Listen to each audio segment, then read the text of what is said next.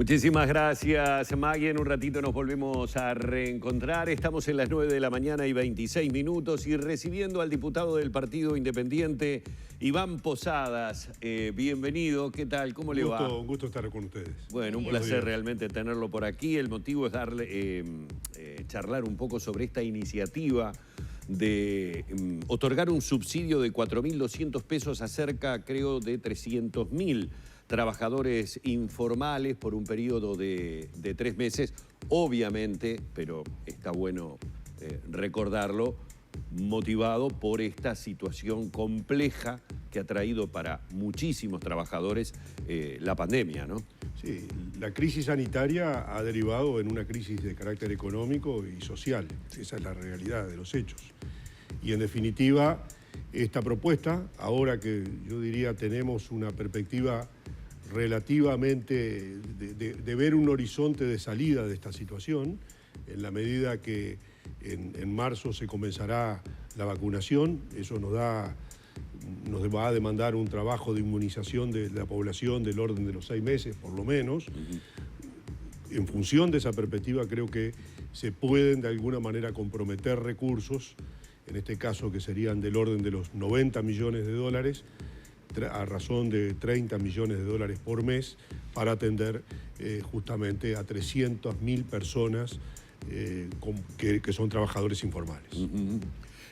¿A quiénes están comprendiendo? Es decir, ¿a qué les llamamos trabajadores informales? Digo esto para tener claro a quiénes está alcanzando la posibilidad de este subsidio. Esta situación, digamos, surge o se toma conocimiento de su impacto y sobre todo de su cuantía a partir de la propia pandemia, porque es allí que de alguna manera se hace un relevamiento de las personas que no tenían ningún tipo de cobertura del Banco de Previsión Social, no estaban tampoco en el monotributo Mides, es decir, estaban absolutamente por fuera, a veces generando un nivel de ingresos interesante, pero claramente sin ningún tipo de cobertura social.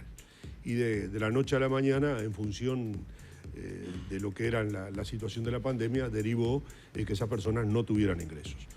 A esas personas que no tenían ningún tipo de cobertura, es que está dirigida esta medida. Si están fuera del sistema, ¿cómo se les identifica? Bueno, ahí se hizo un trabajo muy importante por parte del Ministerio de Desarrollo Social. Estas mismas personas son las que reciben la partida de los 1.200 pesos. Acá lo que estamos planteando es que esas personas reciban una partida de 4.200, que es el equivalente a la canasta básica que calcula el Instituto Nacional de Estadística, a partir de la cual, por debajo de la cual se está en la situación de indigencia. Esta es la razón de esta referencia a la canasta básica. ¿Los rubros de dónde saldrían? No, la imputación sería al fondo coronavirus, ¿verdad? Es decir, nosotros creemos que fue una medida muy inteligente, al final aprobada por todos los partidos políticos, la creación de este fondo coronavirus, porque es una forma de encapsular los gastos que se derivan de la pandemia. Es decir, de forma tal de identificar cuáles fueron los gastos extraordinarios que generaron la pandemia. Y allí es donde nosotros planteamos que todas estas medidas que presentamos ayer se imputen, digamos, los gastos que correspondan. También han presentado la medida de licencia fiscal para un grupo de pequeñas y medianas empresas. ¿Cómo es esa medida? Sí, nosotros planteamos una serie de medidas orientadas a las micro y pequeñas empresas y también algunas medidas de carácter más general, entre ellas la licencia fiscal, que fundamentalmente apunta a examinar la situación, la viabilidad de una medida de esta naturaleza para aquellas empresas que en función de la política sanitaria, es decir, de las decisiones que se tomaron en materia sanitaria, estuvieron impedidas de realizar actividad. Pensamos, por ejemplo, las que organizan los eventos sociales. Allí, notoriamente, las propias decisiones en materia de políticas sanitarias determinaron que no se pudieran realizar fiestas. Bueno, consecuentemente nos parece que de parte del Estado debe haber una respuesta en consonancia con esa medida y fundamentalmente planteando la posibilidad de que entre el 13 de marzo y la actualidad, hasta cuando termine la pandemia, bueno, pueda haber para esas empresas una licencia de carácter fiscal. ¿Está estimada la erogación que debería hacer el Estado? No, por eso nosotros planteamos justamente, lo planteamos como un análisis, un examen que debe realizarse de la viabilidad de una medida de esta naturaleza. ¿Qué otras medidas se presentaron ayer? Las otras medidas también tienen que ver con la micro y pequeña empresa en cuanto a cambiar la forma de tributación por el ficto del impuesto a la renta de las actividades económicas. Hoy hay 3 franjas, una hasta 2 millones de unidades indexadas, la segunda va de 2 millones a 3 millones y la tercera de 3 millones a 4 millones.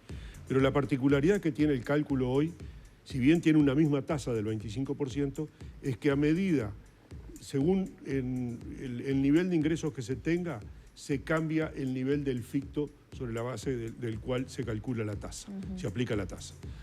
Consecuentemente, si una microempresa tiene un nivel de ingreso del orden de 3.800.000 unidades indexadas, por las 3.800 unidades indexadas le corresponde el ficto de la tercera franja, de la franja de 3 a 4 millones. En cambio, la propuesta que plantea el Partido Independiente es que el cálculo se realice sobre la base del excedente, es decir, hasta los 2 millones aporta sobre la franja de los 2 millones de UI y por el excedente, en este caso que yo planteaba del ejemplo, del millón quedaría comprendido entre la franja de 2 a 3 millones y los 800.000 unidades indexadas restantes estarían comprendidos en la tercera franja. Es decir, un régimen similar al que se aplica el impuesto a la renta de las personas físicas, es decir, un impuesto de carácter progresivo y no lineal como se calcula en este caso. También estamos planteando un régimen de facilidades, esto tiene que ser por ley, obviamente, un régimen de facilidades para los adeudos que se generaron durante el 13 de marzo al 31 de diciembre al Banco de Previsión Social y a la Dirección General Impositiva para que, en definitiva, las empresas, mejor dicho, que incurrieron en estos adeudos, bueno, puedan ponerse al día. La particularidad que en este sentido estamos considerando es que para aquellos que no registraran ningún tipo de atrasos 12 meses antes del 1 de marzo del 2020, bueno, en esos casos se puede establecer una conversión a unidades indexadas de la deuda generada y que se pueda pagar hasta en 12 cuotas iguales y consecutivas los adeudos correspondientes. Y también estamos planteando que en el caso de las micro y pequeñas empresas de industria y comercio, los aportes patronales a la seguridad social sean a tasa cero. La estimación que nosotros tenemos es que esto determinaría un nivel de gasto del orden, mejor dicho, de renuncia a la recaudación del orden de los 50 millones de dólares en el año. ¿Se le ha hecho llegar al presidente, a la ministra, estas propuestas?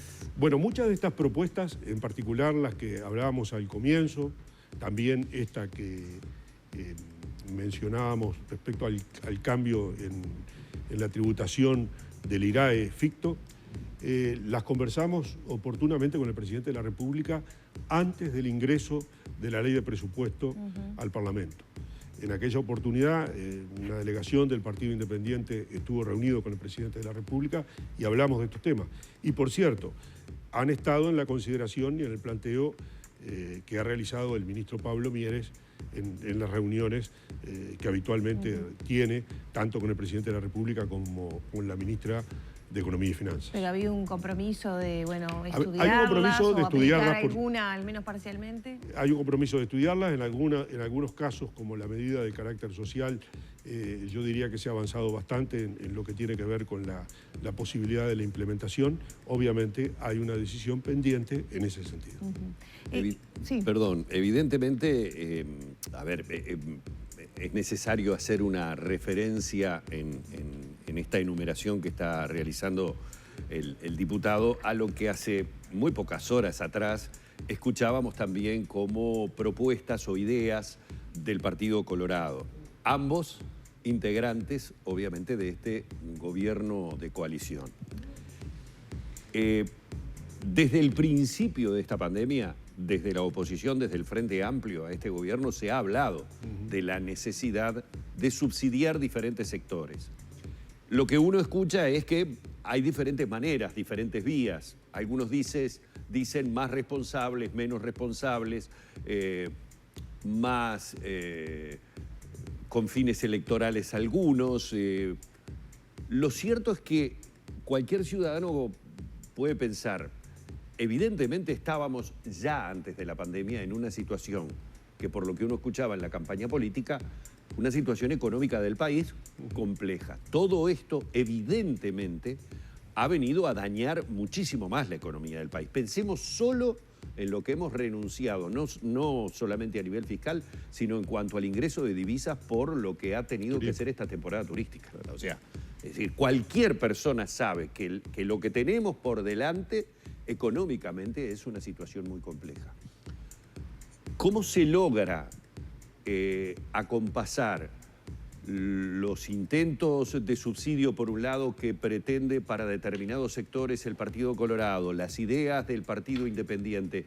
¿No será tal vez el momento de instalar esa mesa que escuché por allí? ¿Podría incluir a todos los partidos de la coalición de gobierno como para decir, bueno, hay sectores que son de urgente atención, vayamos sobre ellos, hay sectores que todavía pueden esperar o deberán esperar, y hay situaciones fiscales que no podemos tocar porque se nos resquebrajan otros números macroeconómicos? ¿Será por allí de repente la situación, más que cada partido vaya planteando sus iniciativas? A ver, yo creo que la coalición ha funcionado en diversos ámbitos. Hay un ámbito que es el del Poder Ejecutivo. Allí están representados, bueno, salvo el caso del Partido de la Gente, están representados todos los partidos políticos. Por tanto, es un ámbito de coordinación y donde los planteos se realizan habitualmente. Hay un segundo ámbito, u otro ámbito, que es el ámbito parlamentario. Las bancadas parlamentarias de la coalición en particular nos reunimos semanalmente y semanalmente debatimos sobre distintos temas. Fue el régimen que adoptamos cuando tratamos tanto la ley de urgente consideración como posteriormente la ley de presupuesto. Es decir, hubo una coordinación de carácter permanente y allí es donde se establecen los intercambios de ideas que después prosperan en la consagración desde el punto de vista legal. Nosotros públicamente hemos dicho que no vemos la necesidad de establecer concretamente una mesa. Sí, por supuesto, seguir con esta lógica de intercambio y de reuniones. Y ayer mismo adelantábamos que íbamos a hacer una ronda de reuniones con los demás miembros de la coalición, tanto los a nivel parlamentario, para tratar justamente de llegar a acuerdos que de alguna manera faciliten la propia tarea del Poder Ejecutivo a la hora de la implementación de esta medida. Sumo a la pregunta de Humberto, que también desde Cabildo Abierto han habido propuestas concretas para que el Estado, digamos, apoye más específicamente a algunos sectores. ¿Debería endeudarse más entonces el gobierno para poder cubrir estos aspectos que el Partido Independiente presenta y propone, y también los otros miembros de la coalición? Nosotros lo que creemos es que la propia ministra, en los anuncios que hizo en la conferencia de prensa de hace algunas semanas, establecía ya directamente un monto de 540 millones de dólares para el Fondo Coronavirus, para ser aplicados durante lo que quede de la pandemia.